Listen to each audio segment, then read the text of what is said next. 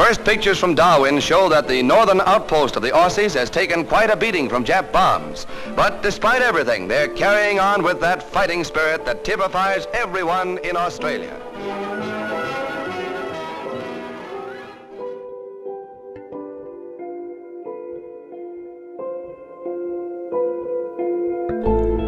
February 19, 1942, 10 weeks after Pearl Harbor, at 9:35 a.m, a community worker on Bathurst Island who was also an Australian coastal watcher sent a message via pedal radio to a local radio station in Darwin. This message stated that a large number of aircraft were flying overhead and proceeding southward.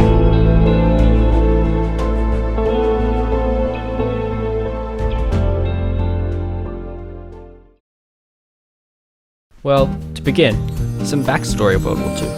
There were two sides of World War II. Firstly, the Axis, and secondly, the Allies. The Axis grew out of the diplomatic efforts of Nazi Germany, the Kingdom of Italy, and the Empire of Japan to secure their own specific expansionist interests in the mid-1930s after the Great Depression. This automatically rendered the other side the Allies, or enemies to the Axis. This move was to both weaken and anger the Soviet Union, and evidently must have worked because the Soviet Union were not happy. Later, Annientata nel primo giorno di guerra la grande piazzaforte nemica nel Pacifico, i giapponesi irradiano l'attacco su... After more malicious moves such as Japan launching a surprise naval attack on a Russian naval base in China due to the decline on an expansionist agreement, the Axis and Ally sides were clearer than ever.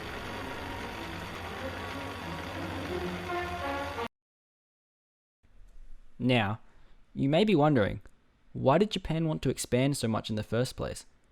Well, to understand that, we'll have to go back even further, into the era of the Great Depression of 1929.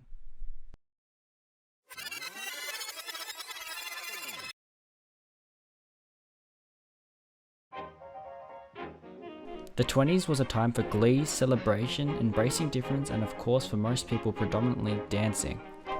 To be for sure fitting during this era, the stock market was booming, equality was becoming more important for all types, African Americans and women were getting more rights and equality than ever before, and most importantly, jazz.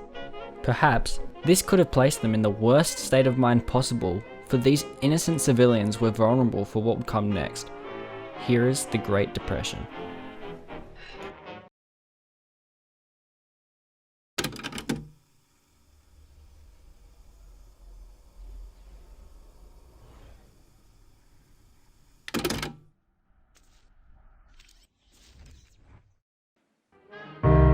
The 1929 New York Stock Exchange crash and the failure of important European banks plunged the entire world into an economic depression.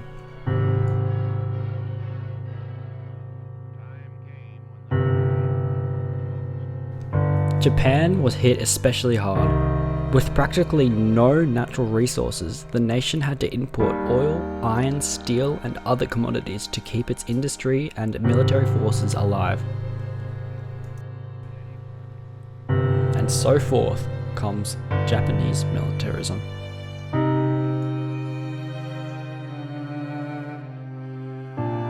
Japanese militarism refers to the ideology in the Empire of Japan that militarism should dominate the political and social life of the nation, and that the strength of the military is equal to the strength of the nation. Japan felt they needed to expand in order to gain natural resources to once be again at its formerly prideful prosperity.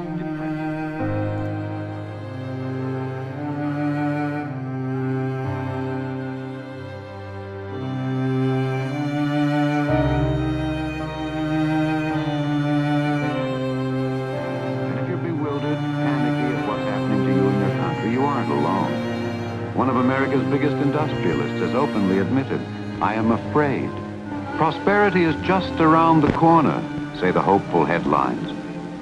But around the corners wind the lengthening bread lines, and a whole new class of citizens appears in American society, the new poor.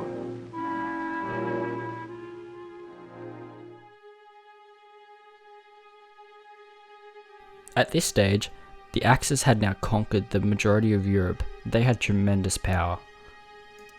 They had their sights down now on Indonesia. Indonesia was an allied power, or enemies with Japan. The Japanese wanted the islands Timor and Java as the West Indies, which are called now Indonesia, because they were very rich in resources. They had many oil fields. They were also the fourth largest oil exporter in the world and had many rubber plantations and other crops. There was one most critical threat to this plan that sounded perfect. That was the several military bases that were located on the Darwin coast.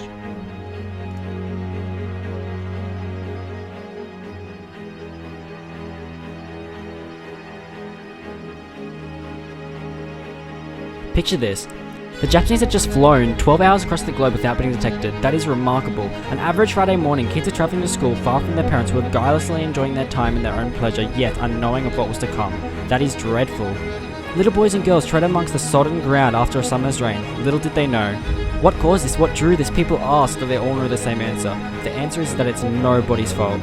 We are taught to proceed from one lifestyle to another. Indifference is wrong. Opinions are not facts. This person did something disgusting, though we are never taught that an opinion is a fact, just in the mind of a twisted perceiver.